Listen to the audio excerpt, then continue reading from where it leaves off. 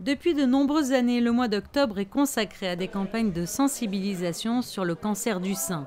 Octobre Rose, le mois dédié à la prévention et à la lutte contre cette terrible maladie qui touche de plus en plus de femmes à partir de l'âge de 50 ans. Je crois que le cancer du sein, qui est entre guillemets, un très bon cancer, comme on dit sur le plan médical, ça veut dire qu'on a jusqu'à 90% de guérison quand ils sont découverts au début.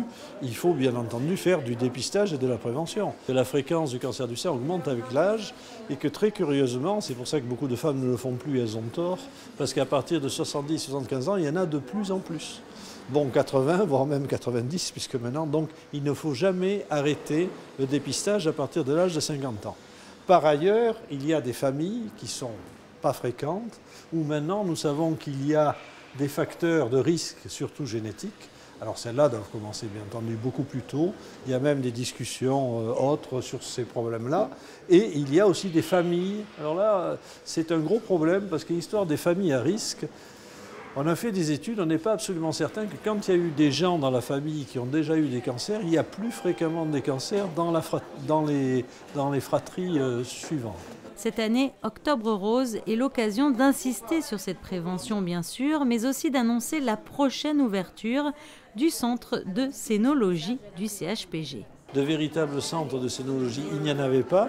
Il y avait un mammographe, il y avait des échographes, mais ils n'étaient pas dans le même endroit. C'était très difficile de pouvoir travailler de manière cohérente, puisque comme vous le savez maintenant, la mammographie s'accompagne presque toujours d'une échographie, parce que la densité du sein fait que dans certains cas, l'échographie apporte un plus par rapport à la mammographie.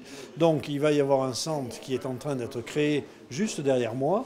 Ce centre va être dirigé par Mathieu Liberator et donc il va y avoir un mammographe extrêmement performant avec des échographes. Nous allons pouvoir donc recommencer une campagne de cancer du sein systématique à partir de l'âge de 50 ans, collective pour toutes les femmes vivant à Monaco et y travaillant de 50 à 90 ans parce que le cancer du sein peut arriver très tard et arrive de plus en plus souvent au contraire avec l'âge. Et donc voilà, si tout va bien, nous espérons inaugurer ce centre à la fin de l'année ou au tout début de l'année 2015. Lors de cette campagne de sensibilisation, des petits rubans roses étaient distribués au personnel du CHPG et aux passants. Des petits rubans confectionnés par les patients de psychiatrie et du centre Régnier 3.